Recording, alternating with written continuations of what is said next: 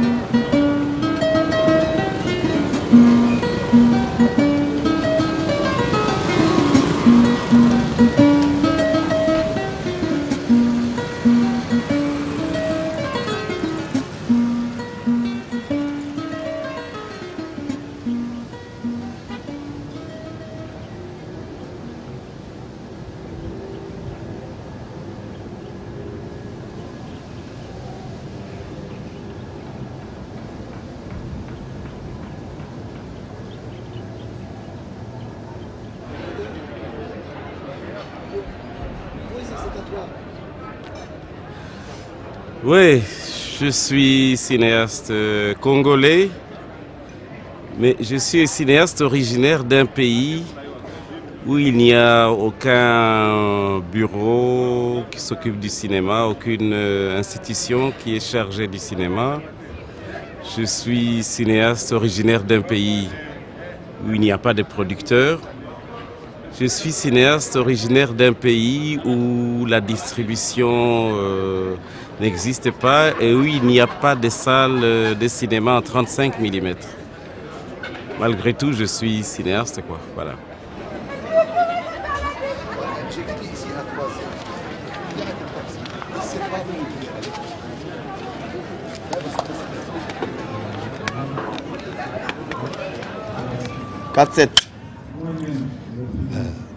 Moi, je pense que faire de l'art, c'est jouer son rôle dans la vie. Chacun vient à la vie, joue un rôle, il s'en va. Donc nous, on avait choisi l'art. On avait choisi de jouer notre rôle dans cette vie. Et ça fait partie de notre vie. Lorsqu'on fait l'art, soit le théâtre, le cinéma, je pense qu'on veut s'exprimer, on veut parler, on amène notre contribution dans cette vie-là. Le créateur, c'est celui qui se met en danger. C'est celui qui ose sortir de lui-même quelque chose qui peut-être ne serait pas, il ne l'aurait pas sorti dans la vie de tous les jours. Mais il le sort justement pour le bien de l'humanité, pour le bien de ses semblables. Ça devient de l'art et ça devient du cinéma. Quand on croit en soi-même, pour tout ce qu'on a envie de faire, on le réussit. Pour ma part, le cinéma, je l'ai cru au plus profond de moi-même. Et c'est ce que je vais partager à des gens qui ont envie de faire du cinéma. C'est vrai que c'est très difficile, mais une fois de plus, quand on a confiance en soi-même, les difficultés, les barrières, on peut les franchir. Et c'est ce message que je vais donner au public. Croyez en vous-même. Montrer ces rêves-là en images réelles à un public dans une salle noire ou devant un petit écran. C'est magique. Et c'est cette magie-là qui a fait que moi je suis venu au cinéma. Sinon je suis écrivain. Mais quand on lit, on n'a pas cette magie de l'auteur. Mais faire un film en Afrique, quelle gageure. C'est pas d'abord une magie qui est la nôtre. Il faut une initiation. Et je pense que cette initiation, nous ne l'avons pas tellement bien acquise. Parce qu'au fur et à mesure que nous avançons dans l'initiation, elle fuit. La technologie avance, on est passé de la cellulose au numérique, etc. On a du mal, nous les Africains, à suivre. Mais pourtant, on a envie de rêver, de faire rêver notre public. J'appartiens à la génération de la fin de la colonisation et du début de l'indépendance. Et si j'ai choisi le cinéma, c'est essentiellement pour des raisons politiques, si je puis m'exprimer ainsi, avant la lettre. Je voulais affirmer ou confirmer la personnalité tunisienne, je voulais servir un peuple, je voulais démontrer que le Tunisien est un être aussi digne que le Français qui était notre colonisateur. Donc, quelque part, le cinéma, c'est une expression d'un complexe, c'est une tentative d'affirmation de soi par rapport à soi, par rapport aux autres, par rapport au monde.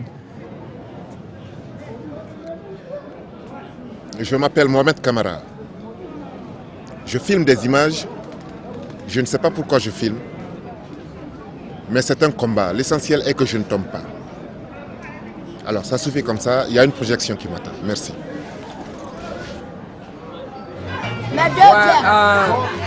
C'est Bouriam Selema.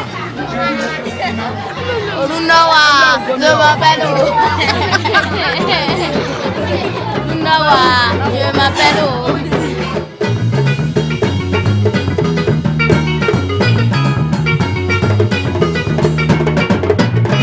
Je fais le cinéma et je suis à mes débuts maintenant parce que depuis 18 ans, je suis autodidacte, je travaille sur le tas.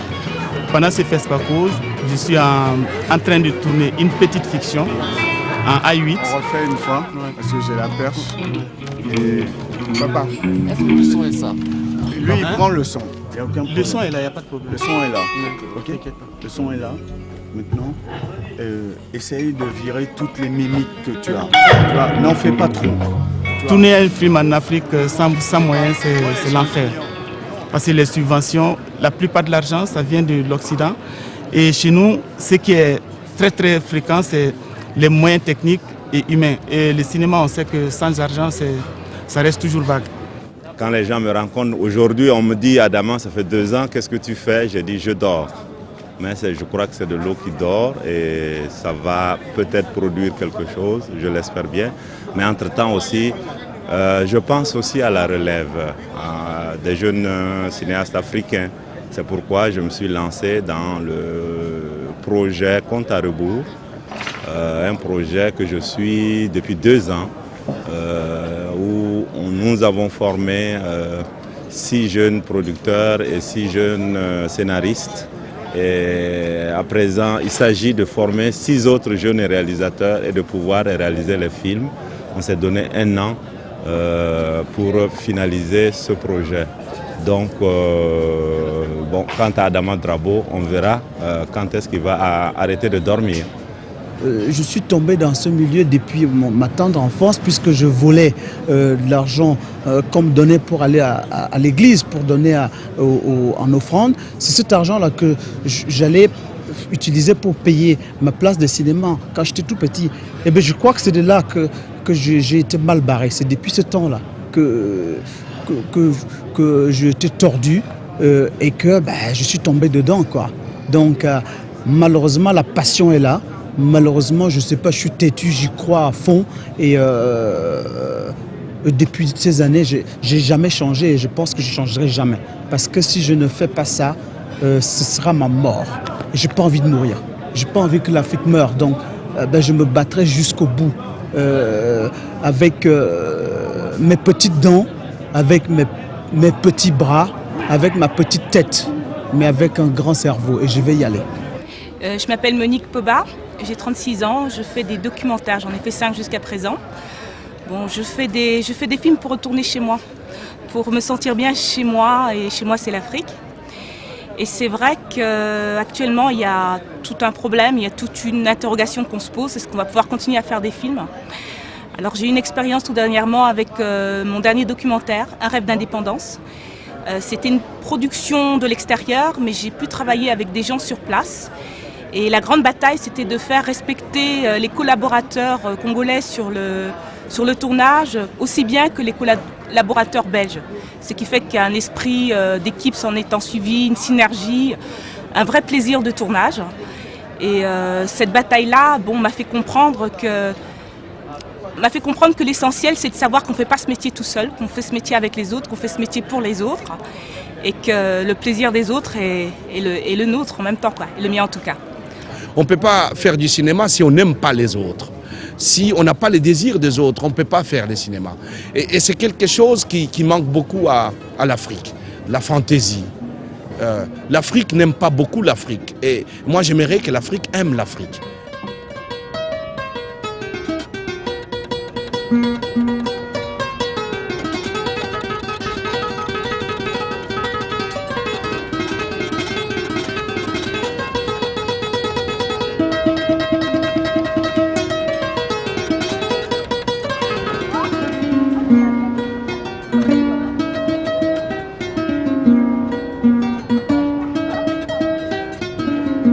J'ai fait un film qui s'appelle 10 000 ans de cinéma. Parce que je suis convaincu qu'il y a 10 000 ans, ici en Afrique, un griot faisait du cinéma. Quand il raconte une histoire, griot ou diseur d'histoire, les narrateurs, même s'il n'a pas la caméra, quand il raconte une histoire, on peut y voir des images. C'est ça que j'appelle la grandeur de l'Afrique. C'est ça le cinéma, les désirs de l'autre. Et je terminerai par dire cette chose de Djibril Diop Mambéty, qui disait « le cinéma en wolof, ça veut dire waru ». Et waru, ça veut dire l'étonnement.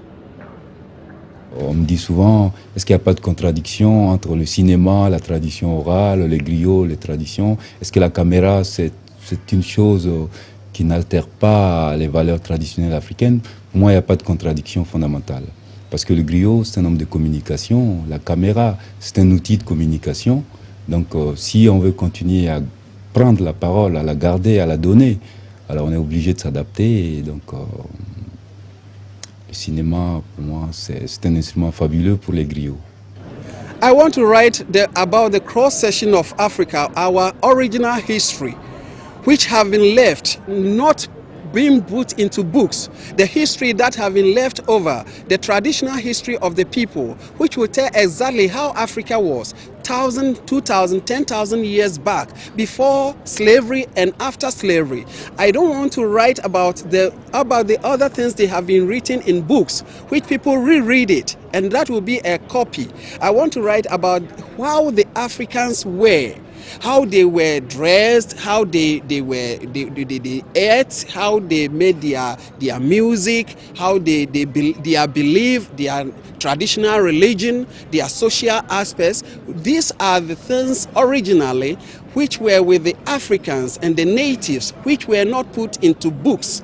And that is what I'm going back to rewrite them and make research over the Africa and the Africans, so that people could know the truth. So that in the next coming films, people will see Africa as it was some years back, but not Africa as it is today, which is being blackmailed. Sometimes, if you look to the cross-section of Africa, you can see that so many things have been left over about our politics, about our original languages and other things. We need to go back to collect this and put it together to make Africa an Africa, as we may all see in the near future, for the next generation to know.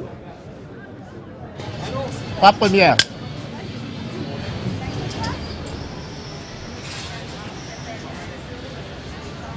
Bon, selon moi, j'aimerais voir un film africain comme par exemple le film Sia.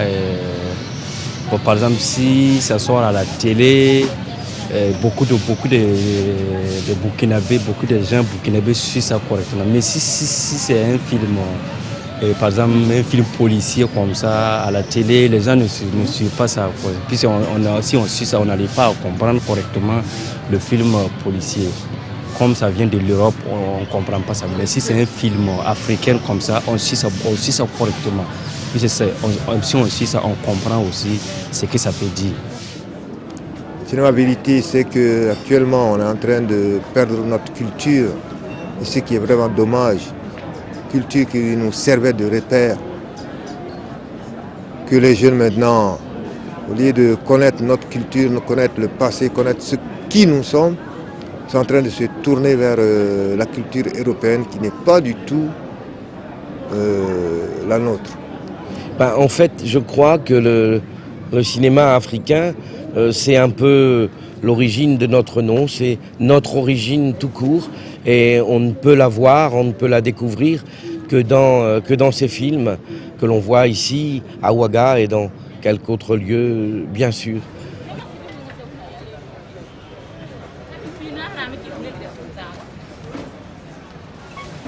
Aujourd'hui, certaines formes de relations nord-sud sont fonction de l'image que l'Afrique a bien voulu accepter qu'on présente d'elle. Quand l'Afrique relèvera la tête, quand elle verra les choses d'une autre manière, quand elle prendra ses responsabilités, le partenaire aussi la verra sous une autre forme. Si je vous trouve couché, je me couche à côté de vous. Si vous êtes debout, je m'arrêterai juste à côté de vous. Donc que cette Afrique-là se réveille et le seul moyen, la seule béquille qui nous reste maintenant pour guérir, c'est notre culture, c'est notre cinéma, c'est notre théâtre.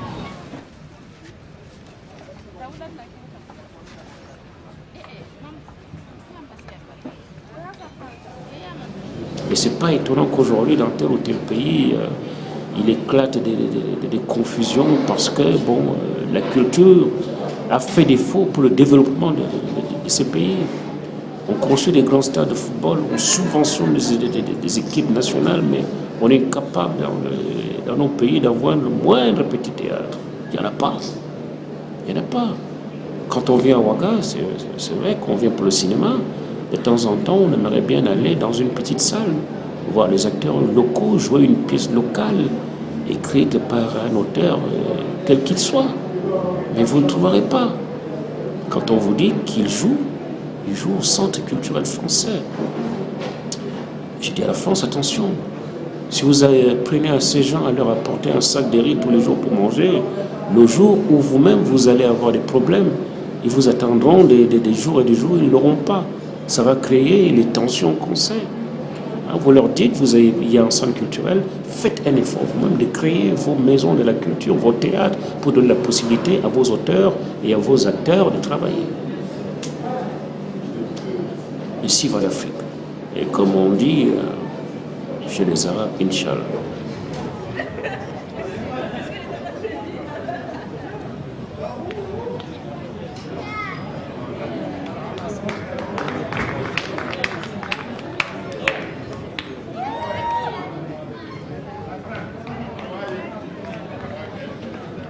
On a dirigé ici en Afrique par, je peux dire, des responsables, irresponsables, qui pensent que tout leur est permis en fait. Les sujets en fait, la population c'est comme les gamins, qu'ils dirigent comme ils veulent, qu'ils façonnent comme ils veulent, et pour eux ils s'attendent à ce que tout ce monde se mette derrière eux et eux seuls les dirigent. Et nous en fait, le cinéma en fait c'est l'arme qui pourra un jour ou actuellement dire non à ces dirigeants dictateurs à partir de l'image, parce qu'en fait on fait passer des messages sur le mur, comme on le dit en fait, sur le mur, parce qu'ici en fait le cinéma on le connaît, on dit non, c'est le mur blanc en fait. Disons que tout ce que je conçois aujourd'hui dans le domaine du cinéma tourne autour de ça, quoi, quelque part autour de la femme en général.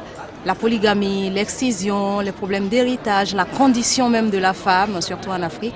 C'est un peu ça. Je ne sais pas pourquoi, mais chaque fois que je prends mon stylo, que je vais écrire, ça tourne autour de ça. Peut-être parce que je suis une battante dans ce domaine, j'en sais trop rien, ben voilà. Alors, pour moi, Makakoto, je me présente. Faire l'acteur, c'est tout simple. Je choisis de faire ce métier pour justifier mon existence en tant qu'individu, en société. C'est un métier qui me permet de passer à travers mon acte artistique, mes préoccupations, mes angoisses, mes soucis, mes rêves, mes frustrations. C'est une démarche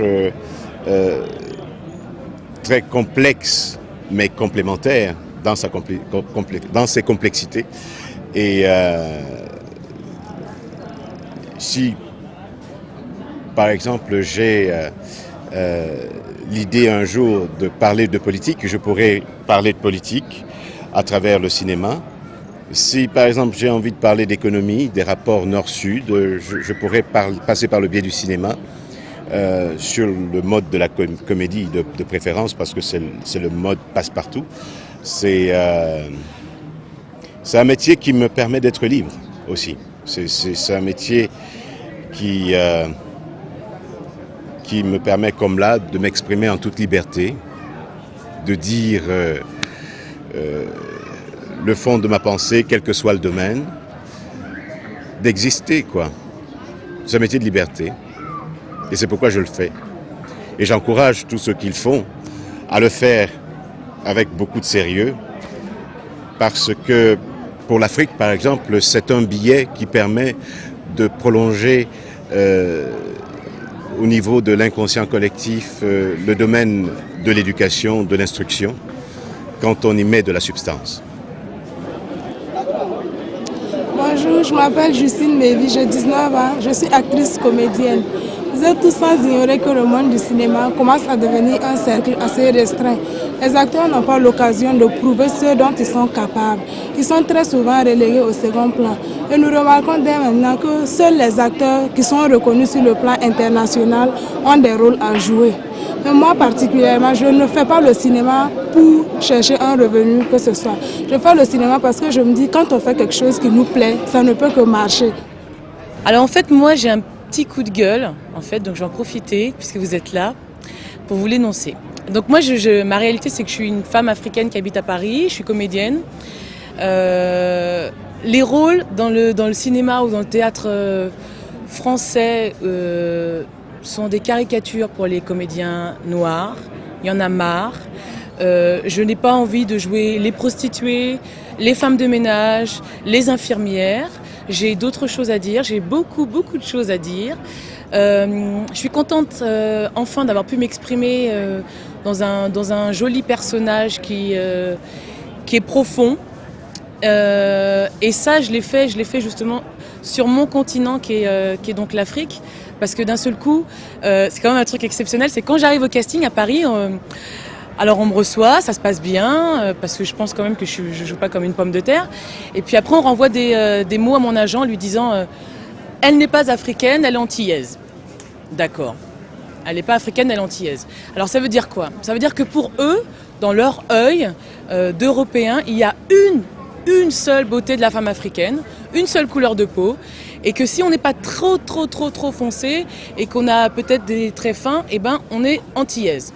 Après, je vais vers les Antillais qui, eux, savent que je ne suis pas du tout une Antillaise. Et donc, je ne peux pas travailler avec eux. Moi, je voudrais juste une chose, c'est vraiment travailler dans le continent africain, pouvoir rencontrer les réalisateurs africains, parce que j'en ai marre, justement, de ne pas pouvoir m'exprimer dans ma condition de femme.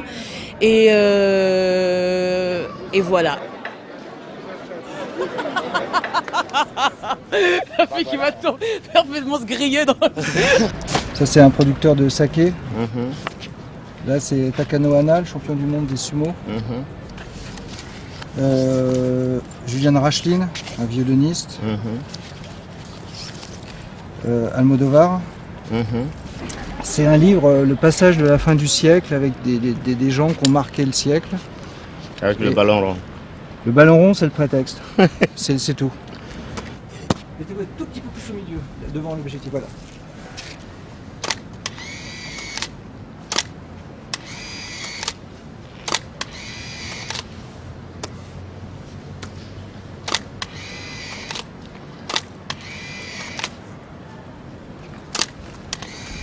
Il est bien dirigé le flash là.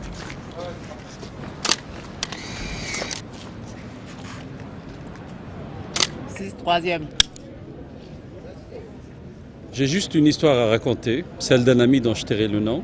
On s'était retrouvés un jour devant un verre et puis on rigolait, on parlait cinéma, on parlait des projets et tout. Puis je me suis retrouvé à lui dire « Mais combien de minutes utiles tu as fait ?» Vous savez, les minutes utiles, ce sont les plans qu'on garde dans le montage pour faire un film et on jette tout ce qui ne va pas, toutes les prises ratées, toutes les prises doubles, bon, ainsi de suite. Et puis il m'a regardé, il est devenu pâle, il m'a dit mais en fait c'est vrai, combien j'ai fait moi? Il a compté ses films, vous savez, 1h30, plus 1h30, plus 20 minutes, plus 15 minutes, plus 200 minutes, je ne sais pas. Il s'est retrouvé avec un calcul qui ne dépasse pas les 10 heures. Il m'a dit mais bon sang, j'ai 56 ans, je n'ai fait que 10 heures de cinéma. Moi j'ai moins que toi quelques années, hein, enfin pas une grande différence, mais j'ai fait je crois autant que toi. Mais toi peut-être tes minutes sont plus utiles, sont plus intéressantes. Il m'a dit non, tes minutes peut-être sont plus importantes parce que tu les as fait dans le pays, tu as pu filmer chez toi et ainsi de suite. Et bon, on a fini cette histoire de décompte et on s'est retrouvé à calculer combien on peut faire encore de films, de minutes utiles. Et là, on s'est arrêté parce qu'après 70 ans, je ne sais pas ce qu'on va pouvoir faire. Et on s'est mis à parler, à évoquer Joris Ivens, Manuel de Oliveira, d'autres noms, et ça nous a rassurés. Mais n'empêche que lui, il est parti avec le souci de rallonger son film de quelques minutes. Bon, je m'appelle Jacob Desvarieux, je suis un musicien du groupe Cassav. Je suis venu au FESPACO parce qu'on m'a dit que c'est là-bas où je verrais tous les réalisateurs africains, antillais, tout ça, enfin, tous les gens qu'on ne voit pas souvent dans les grandes salles pour plein de raisons. Entre autres parce que leur film, il n'y a pas beaucoup de musique ou c'est fait peut-être avec très peu de moyens et tout ça. Et comme j'avais quelques solutions à leur proposer, je suis venu. Parce que j'estime que la musique, comme le son, ça fait partie du film, quoi. Hein, essayez de voir ce film-là sans son, vous allez voir ce que ça fait, quoi.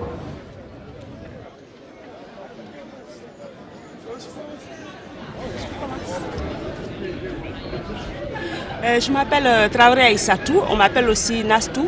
Je suis comédienne ivoirienne. Et quelques années après avoir commencé la comédie, j'ai appris aussi à faire la couture. Et à partir de là, je suis devenue costumière de cinéma. Bon, j'aurais bien voulu continuer dans la comédie seulement, mais il faut dire que ce n'est pas facile ici en Afrique. C'est très difficile, c'est pas souvent qu'on peut jouer dans un film. Le film, c'est une fois en passant. Et quand il y a un film, il y a beaucoup d'acteurs, c'est pas sûr qu'on te choisisse et ainsi de suite. Alors j'ai appris la couture aussi pour avoir un autre métier que je pouvais faire pour compléter le côté acteur. C'est-à-dire que si tu n'es pas acteur, tu peux faire le costume d'un film. On me demande d'aller travailler dans un bureau quelque part. Je ne peux pas aller dans le bureau parce que je ne connais rien là-bas. Je choisis ça, je connais ça, je fais ça. Ça ne m'intéresse pas le reste. Chacun a son boulot. Chacun prend sa route. On dit l'eau coule dans son sens. Quand l'eau tombe, ça coule, ça prend son chemin. L'homme, quand il tombe, déjà le bébé, quand il tombe, il commence à marcher, il grandit et il fait ce qu'il fait. Il n'est pas dit que tout le monde devient bureaucrate, tout le monde devient médecin, tout le monde devient... Chacun choisit quelque chose et c'est comme ça que la vie est faite. Si c'est tous ces mondes-là qui se trouvent au marché, qui sera là à l'hôpital pour soigner les gens? Qui sera là à l'école pour enseigner les enfants? Je pense que c'est normal, c'est comme ça. Et la vie a besoin de ça, il faudrait que les gens comprennent. Quand j'ai fait mes études en France, une fois je reviens pendant les vacances, je vais voir le sage du quartier. Il me dit, mon fils, c'est bien, j'ai appris que tu fais du cinéma, mais pourquoi tu ne serais pas docteur ou avocat? C'est un bon métier ça, cinéma, ce n'est rien. Tu vas laisser on va insulter ta maman dans les salles de cinéma parce que pour lui, la seule réalité, le seul contact avec le cinéma, c'était la salle de projection. Et il ne pouvait pas comprendre qu'on peut aller jusqu'en France pour faire le métier de projectionniste. Puis un jour, je reviens 3 ans plus tard, j'avais réalisé un court-métrage qui avait eu du succès à Gombele. Et il m'avait vu à la télé. Il dit, mais Issa, finalement, ce métier-là, c'est bon. Je t'ai vu à la télé, tu prenais de l'argent. C'est tout ce que je dis.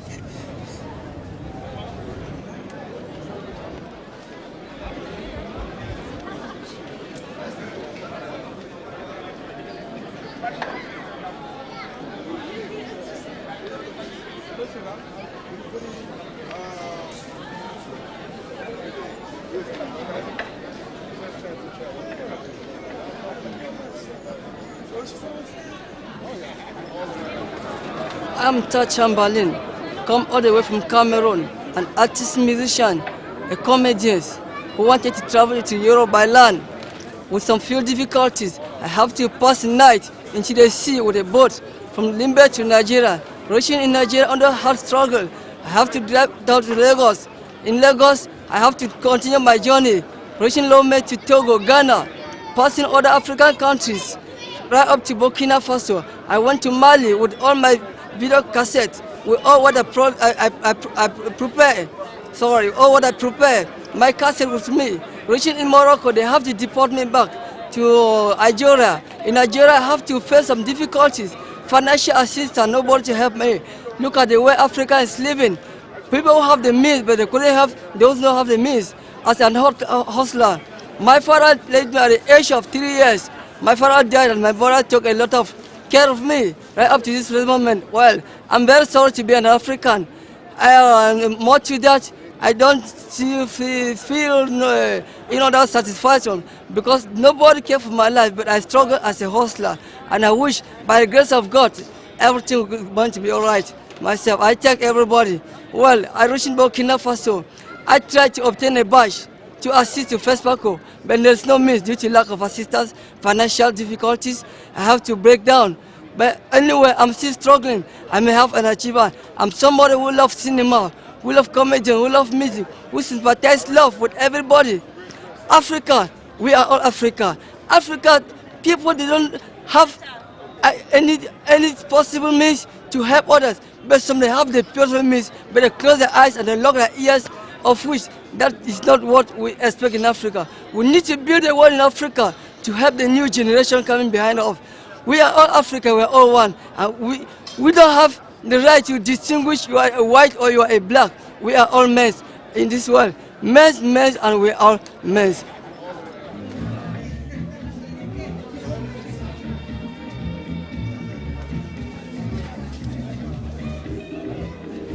In the U.S., we don't see very many African films. In fact, it's very rare or nearly impossible to see African film. So I think that the work that's done here on the ground with limited resources, a limited amount of money, limited amount of distribution is hard work that needs to be done. And I think those that are committed to doing African film and African cinema should be applauded because it's perhaps some of the most difficult film and cinema to make in the world. Les comédiens se font de plus en plus rares. On a connu une génération de comédiens, mais ça remonte. Et aujourd'hui, je crois que le cinéma africain a besoin de peau neuve. Et je voudrais également que ces peaux neuves, à travers leurs films, soient vues comme nous, ici en Afrique. On paye par exemple 30 balles, on va regarder un film qui nous vient des États-Unis, de France, d'Europe. Je voudrais moi aussi un jour qu'on aille regarder mes films comme ça à Chicago, à Los Angeles, à la une avec moi dessus. Parce qu'il faut qu'on nous voit. Nous on voit les autres, mais les autres ils ne nous voient pas. Est-ce que c'est parce qu'ils ne veulent pas nous voir? Est-ce que c'est parce qu'on ne va pas chez eux? Moi je veux qu'on me voit moi chez eux aussi. Faire la une de tous les magazines là-bas, tous les trucs en Europe. C'est trop quoi. Toujours les autres, pas nous. Faut que moi aussi on m'amène. My name is Jane Griffiths. I'm from South Africa and I'm here at FESPACO producing a documentary on FESPACO for broadcast on South African television. Speaking to the directors over the last week that we've been here, is the one commonality is a passion for filmmaking, and I think that to make films in Africa, that's one thing that you do need is passion, because there are a lot of obstacles to making a film here. I think that making films anywhere in the world is difficult, but here there are a lot more problems to overcome. The stories that are being told are all being told from the heart.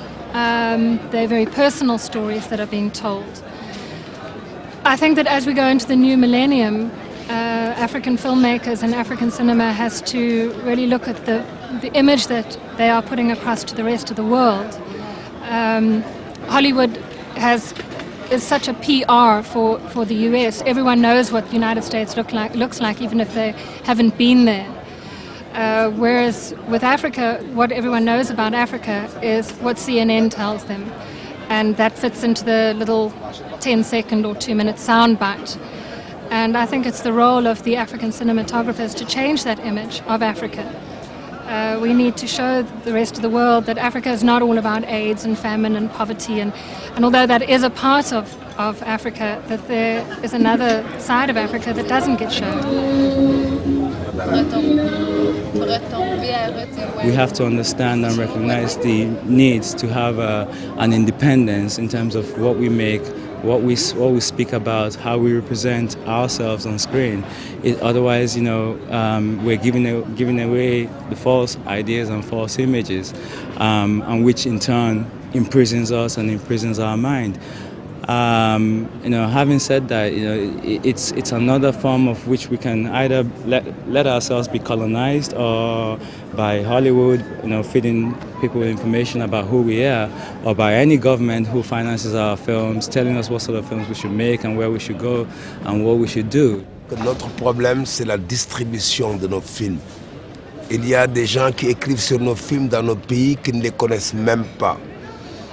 Les Burkinabés les connaissent parce qu'on vient en FESPACO. Mais par exemple, moi au Sénégal, mes compatriotes, je pense qu'ils ont vu mes films à travers CFI.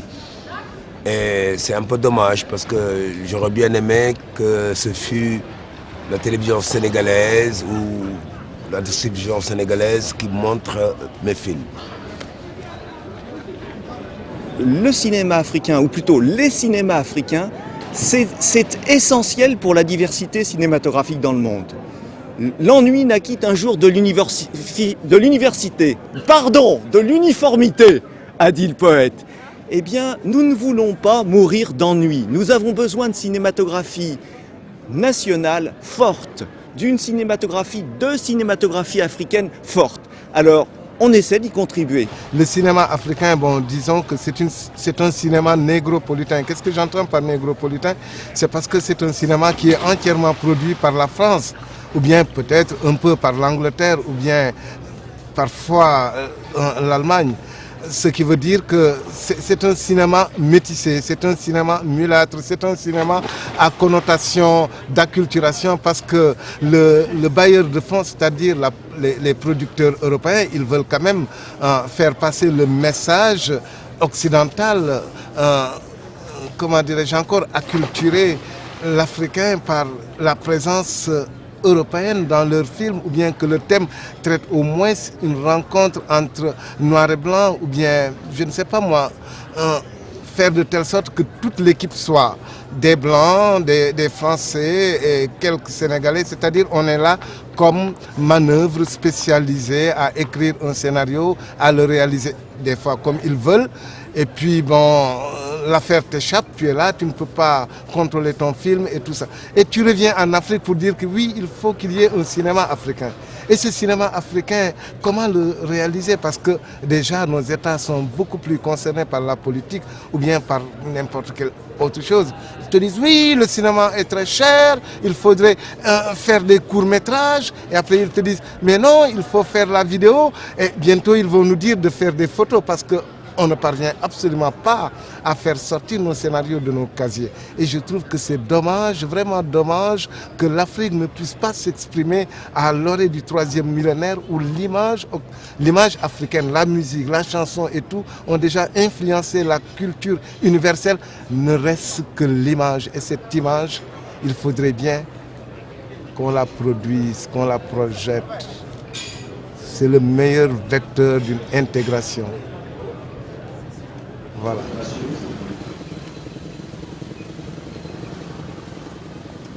On va laisser ce continent disparaître, tel qu'il est beau. Parce que tout simplement, on n'arrête pas à nous organiser, à nous parler, à nous dire des choses. Même un congrès des cinéastes africains, c'est l'Union européenne qui doit financer ça. Mais bon Dieu de bon sens. On va où? Et là, je veux dire, ce qui va se passer le siècle à venir, ça va être féroce. Où tu existes, où tu disparais. Il n'y a plus ces demi-mesures-là. Parce que l'Europe a assez de problèmes, assez chômeurs. Il a ses réalités. Nous avons nos réalités. Mais pour exister avec, il faudra qu'on s'organise. La solution sera endogène ou ne sera pas. Aucun continent ne va aujourd'hui régler les problèmes de notre continent. C'est pas vrai. Arrêtons l'aide. Soutenons les infrastructures. Quand tu vas chercher une attente à Abidjan, c'est bien, j'applaudis. Le matériel est là sur place. C'est tout. Mais eux tous, ils disent l'argent. On ne peut pas continuer à consommer sans produire, créer, distribuer, revoir nos marchés. C'est de ça qu'il s'agit. Pas d'autre chose. Sinon, l'Afrique disparaîtra. Par exemple, les 16 étalons de Yanenga, des 16 éditions du FESPACO n'ont jamais été vus en Afrique. Ça pose problème. Les Africains font des films pour les festivals. Or, le marché existe. Je donne souvent un petit exemple. En Afrique de l'Ouest, nous sommes 200 millions.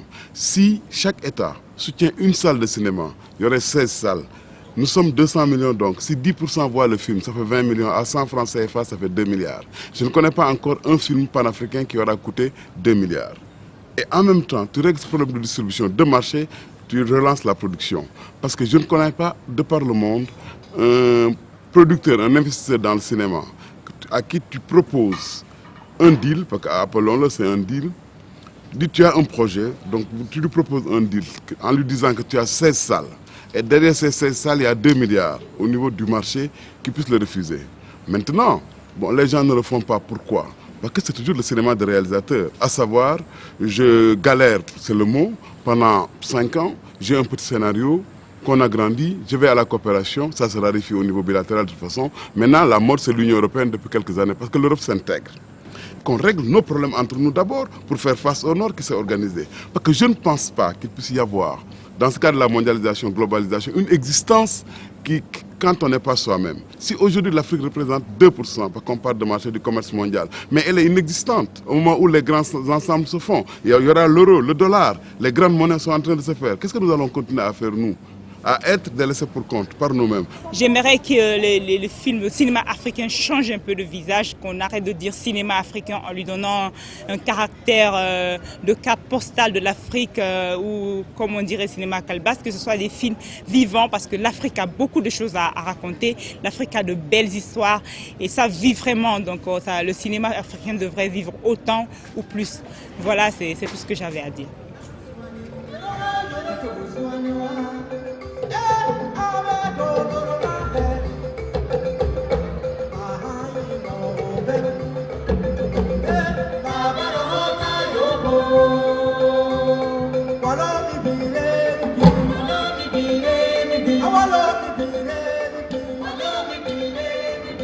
Le festival va prendre fin et on va se retrouver avec nos problèmes du quotidien. Mais j'espère que chaque fois que le festival se termine, nous rechargeons nos batteries et que nous avons envie encore plus fort de filmer. Parce que c'est ça qui nous reste, c'est cette rage de filmer que l'on doit entretenir de manière absolue.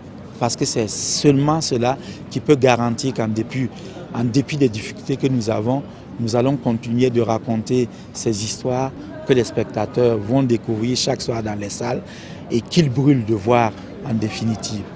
Donc c'est ça mon espoir, c'est que tant qu'il y a un seul spectateur, il faut qu'il y ait des films.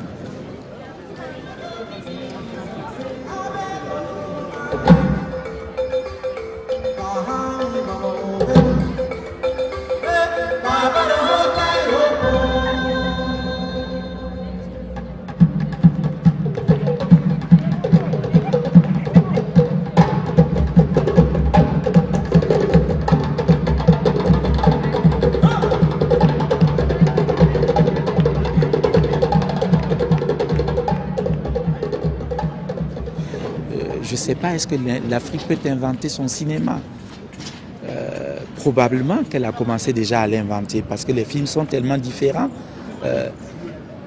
Et parfois on veut faire l'histoire du cinéma africain déjà en voulant classifier les films. Et moi je dis, on est tellement encore en train d'apprendre à parler par l'image que je ne crois pas qu'un petit garçon ou une petite fille qui est en train d'apprendre à parler, on peut déjà déterminer si ça va être une cantatrice ou un grand chanteur, ou si ce petit garçon va être plutôt un dramaturge. Je crois que ce qui est important, c'est que chacun fasse les films qu'il habite, qu'il a dans sa tête, et c'est tout ce mouvement qui petit à petit va se stabiliser pour qu'on voit apparaître de grandes tendances où l'Afrique va apporter de plus en plus quelque chose au patrimoine cinématographique universel. C'est en tout cas mon vœu, et ce que je regrette simplement, c'est que ça soit si épuisant de faire un film cinéma, que ça vous prenne 3, 4, 5 ans de votre vie, et je me demande combien de films encore je vais pouvoir faire. Je saisis cette occasion pour rendre un hommage extraordinaire à tous les cinéastes de tous les pays africains, parce que vraiment c'est des héros, c'est des hommes qui luttent dans des conditions difficiles et qui n'arrêtent pas de continuer la lutte. Ça me rappelle le mythe de Sisyphe, Sisyphe, si on ne l'a pas inventé, on l'aurait trouvé en Afrique du Nord, en Afrique tout entière. Nous sommes condamnés à ramener le rocher au sommet de la montagne, puis à reprendre à zéro, ainsi de suite. Reprendre à zéro du début du scénario, à la production, à la mise en scène, à la promotion, au festival. Tout ça, c'est le réalisateur qui prend sur ses épaules toutes ses souffrances, tous ses efforts. Et malgré toutes ces souffrances, il est toujours là pour recommencer à zéro. Donc, toute cette mythologie grecque, mythologie méditerranéenne nous hante, nous habite. Et c'est peut-être ça aussi, quelque part, notre muse, notre inspiration. Tout le monde nous dit par exemple, faites des téléfilms, prenez les écrans africains avec les téléfilms. On arrive avec des films de télévision, ils sont programmés une seule fois dans une salle de conférence. Il n'y a personne, il n'y a aucun officiel, aucune presse n'en parle, on fait des photos, on drague, etc. Mais je ne vois pas là-dedans où est le cinéma. Les cinéastes, on les laisse à Paris, avec leurs valises et leurs copies. Pendant ce temps, tout le monde, les photographes, les journalistes, les reporters, les copines des reporters, tout le monde est là, tout le monde fait la fête. Et puis on repart, on dit bravo, le FESPACO a réussi. Mais il a réussi pour qui? Point d'interrogation. Pour le cinéma africain, je me pose des questions et elles sont douloureuses. Chaque année on vient, chaque année on galère. Alors, moi, c'est la question que j'ai envie de reposer par rapport à leur cinéma,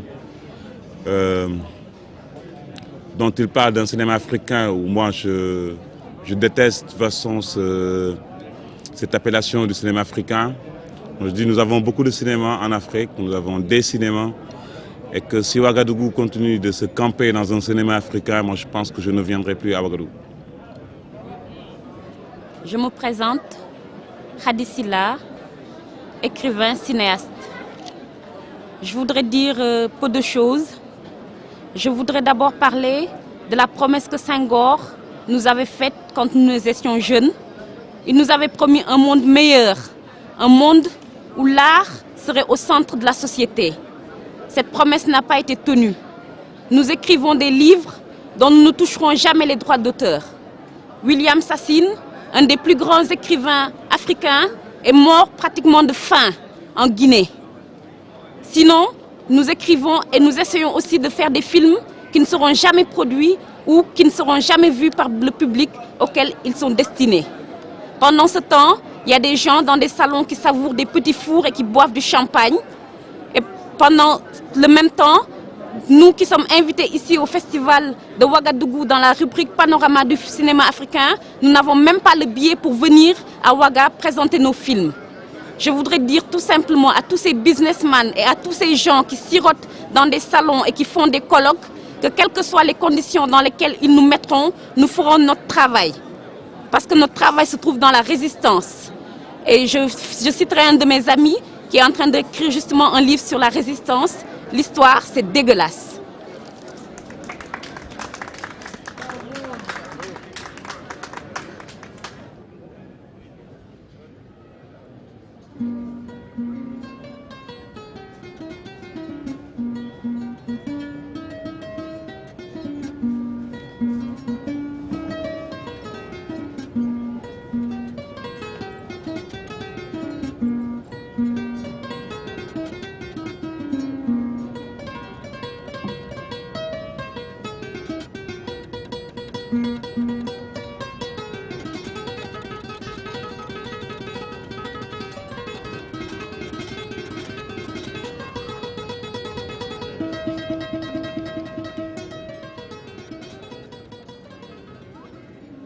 Deux, 4.